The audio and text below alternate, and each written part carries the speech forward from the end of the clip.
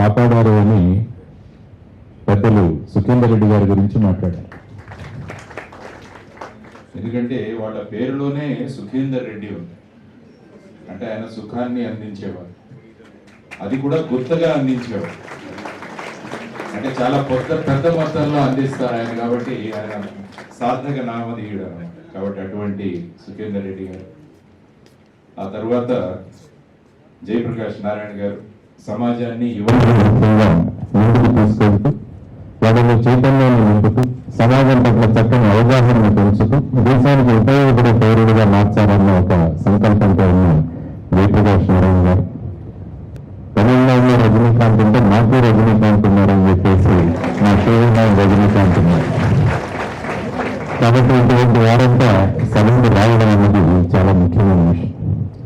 వివేకానందులు వారు అంటుండే, ఇనుప శరీరాలు ఒక్క నగాలు పెరిగిన 100 మందిని నాకు చేయండి, నేను దేశాన్ని మారుస్తాను. కానీ ఇక్కడ చూస్తే మొత్తంలో లక్షణంగా ఉన్నారు, అది 700 వరకు వచ్చింది. అంటే ఇనుప శరీరాలు ఇంటి నరాలు ఉన్న 1,00,000 మంది మీరు సంకల్పిస్తే ఖచ్చితంగా సమాజంలో మార్పులు మనం తీసుకురాగలం అన్నది మీరందరూ కూడా చేసి చూపించాలని మేమందరం కూడా కోరుకుంటున్నాం. భగవంతుడు ఒక మనిషిని తయారు చేసినప్పుడు ఆ మనిషి అటు ఇటు వెళుతున్నప్పుడు అతను మళ్ళా అదే మార్గంలో నడిపించడానికి ఎవరో ఒకరిని కూడా సృష్టించి పెట్టారు. ఎందుకంటే ఏడుకొండల గారి ద్వారా ఒక ఖచ్చితమైన ఒక దిశగా వెళ్లాల్సిన సంకల్పం భగవంతుడు చేశాడు. కానీ ఆ సంకల్పం నుంచి కొద్దిగా పక్కకు తప్పుకుంటున్నప్పుడు యూనిస్ గారు లాంటి వాళ్ళు వచ్చి ఆయన మళ్ళా అదే మార్గంలో తీసుకువెళ్ళాలి. సో ఆ విధంగా ఈ సంకల్పం ఏదైతే ఉంటుందో ఆ సంకల్పం ఇప్పుడు కూడా గొప్ప వ్యక్తులకు మార్గదర్శనం అప్పుడప్పుడు జరుగుతుంటుంది.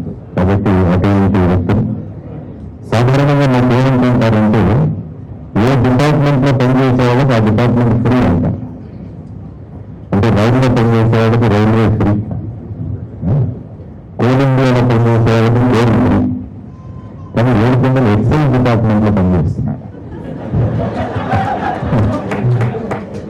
చెప్తున్నాను కావాలంటే నషా ఫ్రీ అతనికి, కానీ ఆ నషాన్ని ఒప్పుకోలేదు.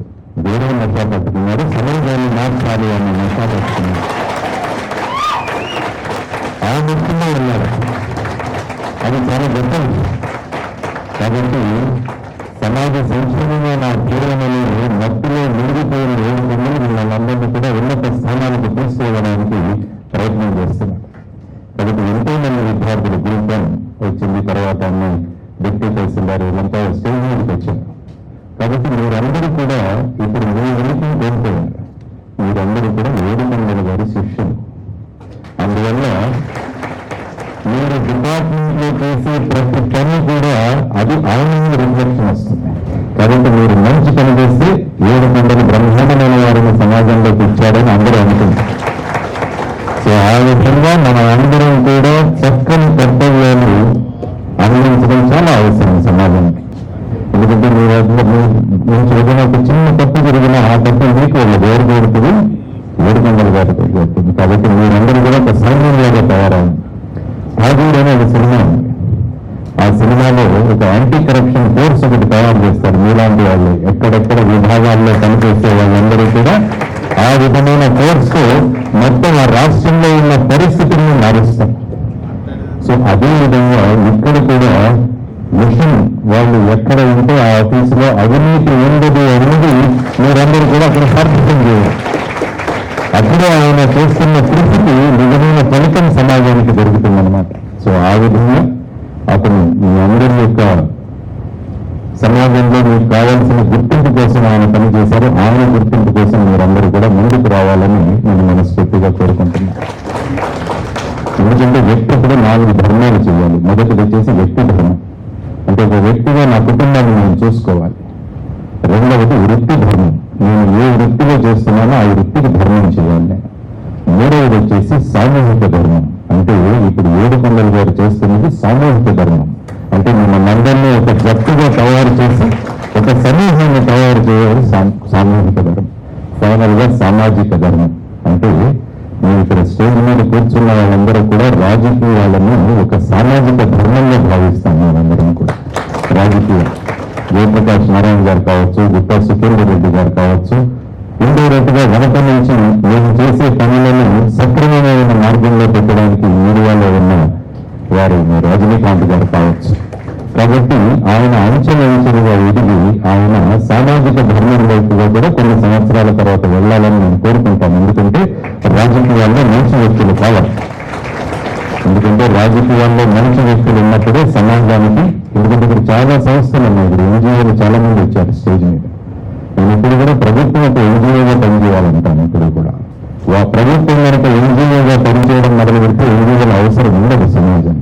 కాబట్టి ఆ విధంగా ఆయన మానవ ధర్మం కూడా నెరవేరుస్తారని మనస్ఫూర్తిగా కోరుకుంటూ, మిషన్ అన్న పేరుతో ఒక గొప్ప ఉద్యమాన్ని ఆయన ముందుకు తీసుకెళ్తూ మనందరినీ కూడా దేశానికి, రాష్ట్రానికి ఉపయోగపడే పౌరులుగా తయారు చేస్తున్నందుకు వ్యక్తిగతంగా శ్రీ ఏడుకొండల గారిని, వారి కుటుంబాన్ని ముఖ్యంగా అభినందించారు. ఎందుకంటే ఏ వ్యక్తిలో ముందుకు వెళ్ళాలంటే కుటుంబ సహకారం చాలా అవసరం. కాబట్టి కుటుంబ సహకారం ఉన్నప్పుడు ఇంట గెలిచి రచ్చగలి ఉంటారు అందరూ కూడా. అందువల్ల ఆయన ఆ విధంగా ఇంటిలో ఆయన అవుతున్నారు. ఇంట్లో గెలిచారో లేదో నాకు తెలియదు, కానీ తర్వాత ఎలా అన్నారని అంటారు. సో ఆయన ఇంట్లో గెలిచి బయట వచ్చి సమాజాన్ని ఉద్ధరిస్తున్నారు. కాబట్టి అటువంటి వారిని ఇంతకుముందు రజనీకాంత్ గారు చెప్పినట్టు ఆ రోజు మేము ఆ మీటింగ్ లో కూర్చున్నప్పుడు ఒక్కొక్క ఇంటి గురించి చూస్తుంటే ఎంతో ఆనందంగా ఉన్నాము.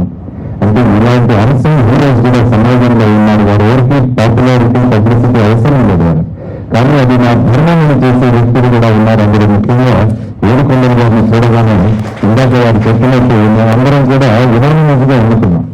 ఎందుకంటే అందులో చాలా మంది వచ్చారు, కానీ ఏడుకొండలు అంటే అందరూ ఎస్ అని చెప్పారు. కాబట్టి అటువంటి వ్యక్తులు ఈరోజు మళ్ళా కలవడం, ఆయన ద్వారా మీరందరూ కూడా ముందుకు వెళ్ళడం. ఇందాక వీనస్ గారు మాట్లాడితే ఒక మాట చెప్పారు, ఆయన పేజ్ పై పేజ్ గుర్తుంటుంది అని చెప్పేసి 5 నిమిషాల్లో ఒక పేజీని ఆయన అలా గుర్తు పెట్టుకునేవాడు.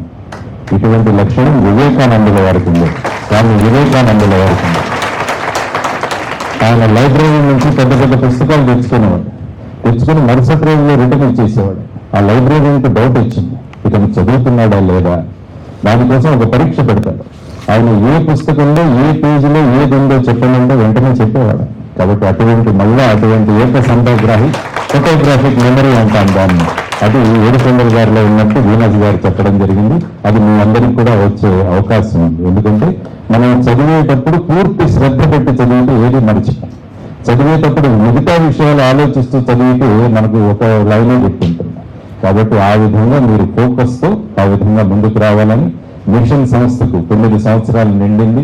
కాబట్టి రాబోయే కాలంలో మిషన్ సంస్థ ఇంకా గొప్ప విజయాలను సాధించాలని మనస్ఫూర్తిగా కోరుకుంటూ, ఇటువంటి చక్కని గురించి మీ అందరితో మాట్లాడే అవకాశాన్ని కల్పించిన శ్రీ ఏడుకొండల గారికి మనస్ఫూర్తిగా ధన్యవాదాలు తెలియజేస్తూ మిషన్ ముందుకు తీసుకెళ్లాలని సూచిస్తూ సెలవు తీసుకున్నాను. నమస్కారం. జై హింద్.